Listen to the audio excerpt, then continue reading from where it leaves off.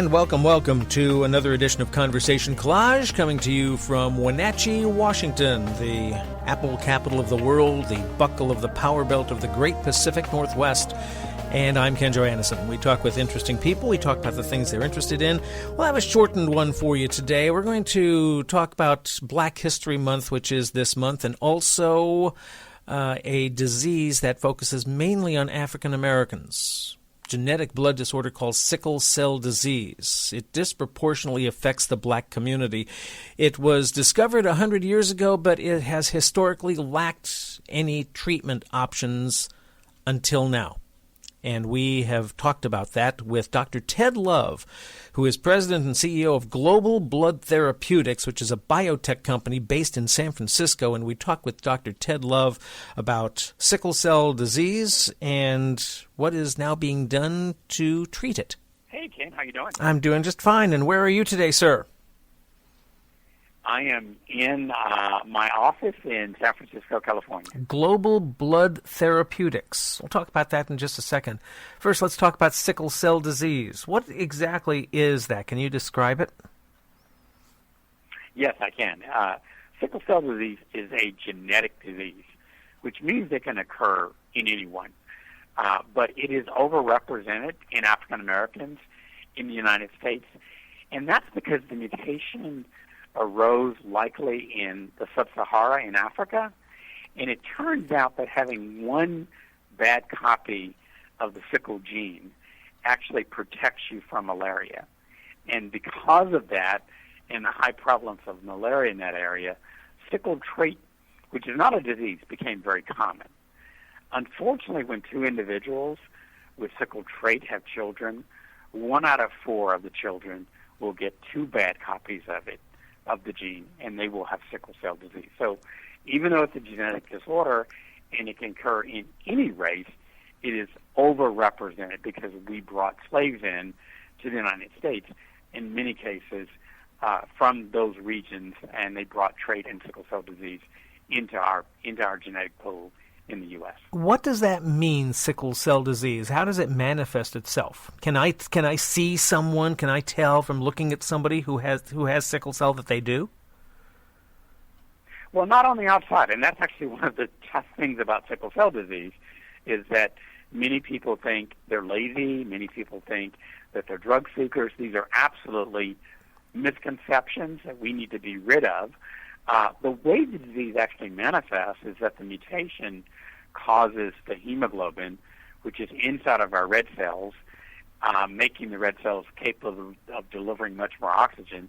The hemoglobin is coming out of solution and organizing into rods. It's literally like putting a sword inside of a balloon, so the balloon will lose its nice round shape and will become sickled. That's literally what is going on in the red cells and in the blood of sickle cell patients. So you can see this disease in their blood, even though on the surface they look perfectly normal. The problem with having this... Go ahead. No, go ahead. Go ahead, sir. Oh.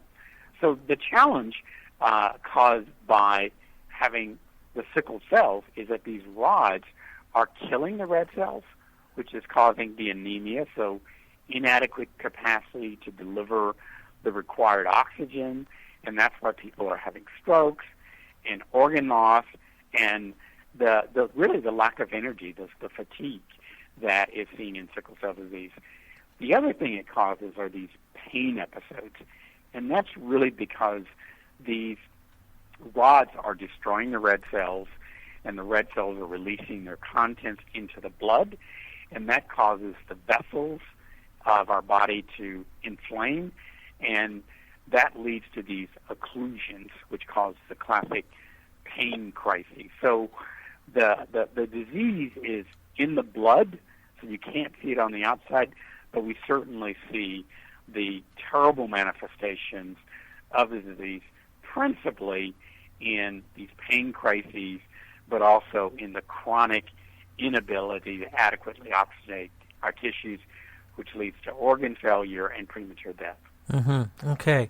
Now you've worked on this for many years. You've come out of retirement now to continue your work, and you're kind of like in the forefront of work on sickle cell. But there have been a lot of people before you. Can you tell me a little bit about how we have come to this point in our understanding of sickle cell? Yeah, there have been many people that have made wonderful contributions, and I would really cite two African Americans that made really important contributions that have changed things and brought us to where we are today, starting with Dr. Charles Whitten from Michigan and Dr. Marilyn Hughes-Gaston. Both of those physicians recognized that this is a childhood disorder that was at that time killing individuals as children, and that we might be able to diagnose it early and intervene to try to stop the things that were killing patients. And back then, it was pneumococcal infection. So they recognized that diagnosing people early, giving them antibiotic prophylaxis with penicillin, giving them pneumococcal vaccination to save patients. And in fact, that work extended the survival of patients from childhood, typically now into the 40s. So the 40s is not good enough, and that's why we need the next innovation to take people from a life expectancy in the 40s to a life expectancy which is normal, like yours and like mine. And that's the innovation that we're trying to lead. That's the innovation that we're trying to drive.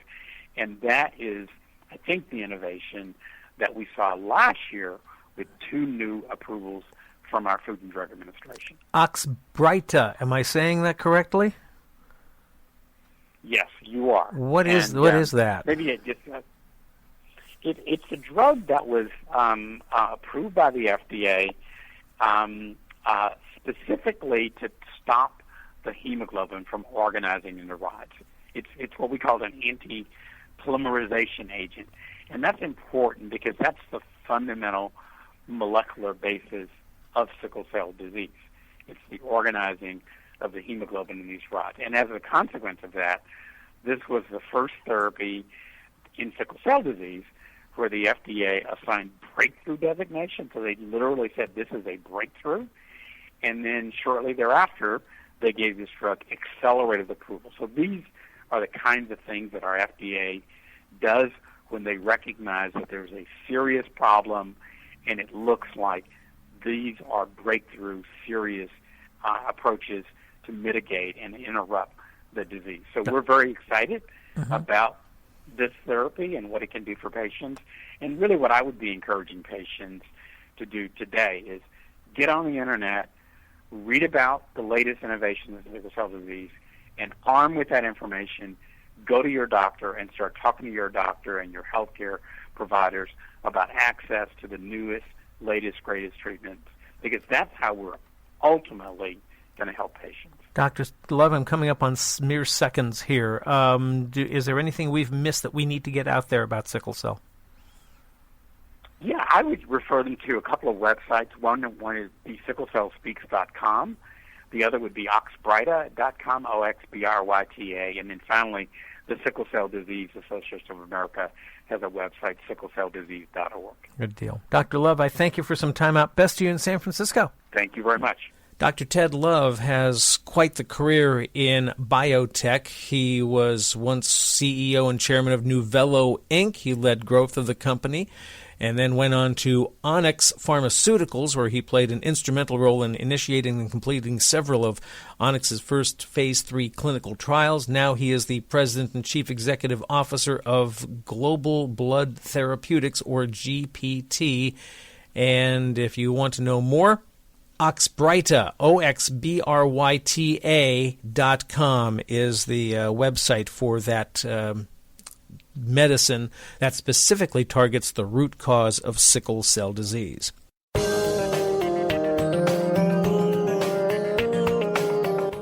We'll make that pretty much it for this edition of Conversation Collage, a shortened version. We've got more down the line here. We've got some very interesting people that we will be sharing with you, including a one-time rock and roll photographer who has released a lot of his pictures, and those pictures mainly were pictures that weren't supposed to be taken.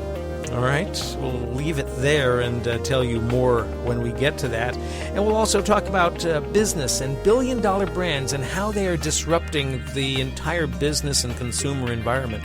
That's also on the way, and other things too. So keep checking with us and tell your friends about us. Check us out on our Facebook page. Check us out on our Instagram page, both under Conversation Collage Podcast. And tell your friends about us, as I said. We want more people in the tent here, all right? Ken Johannesson here. Thank you for listening to this edition of Conversation Collage. I appreciate it. Join us for the next one. Until then, be good to yourself.